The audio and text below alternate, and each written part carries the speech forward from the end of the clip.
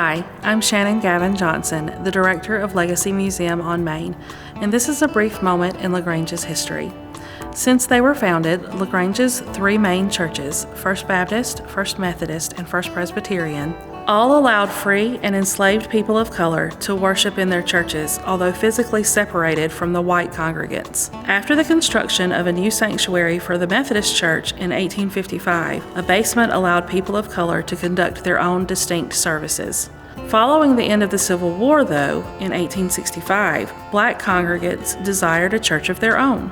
The Methodist Episcopal Church had split over the issue of slavery in 1844, and the Northern Church began to minister to people of color in the South, often supplying money and other resources to help them establish churches. After affiliating with a Massachusetts benefactor and the Northern Methodist Church, the Reverend John H. Caldwell allowed the new congregation to build a church on a few acres on what is now Horace King Street in 1866.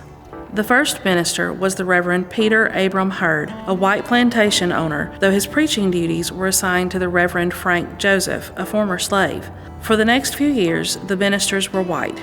In 1882, Henry White Warren, a Methodist bishop from Philadelphia, spoke for the congregations of this church and First Methodist. In his honor, this church was named Warren Temple Methodist Episcopal Church. That same year, the church received its first appointed black minister, the Reverend S.C. Upshaw.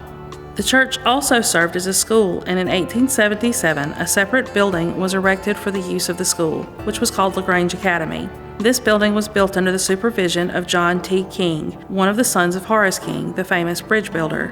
John King also served as a superintendent of the school for many years. In 1904, it became part of the public school system and was later moved from King Street to East Depot Street. A campaign to replace the wood-frame church with a more substantial brick one began again under the guidance of John King. Church members participated in the construction, lending their skills and labor. Construction was slow, and the new building was completed in 1908.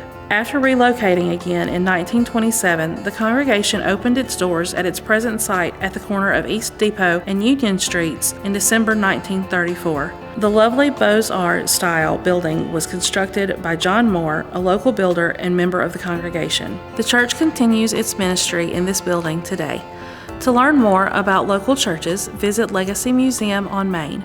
This has been a brief moment in LaGrange's history.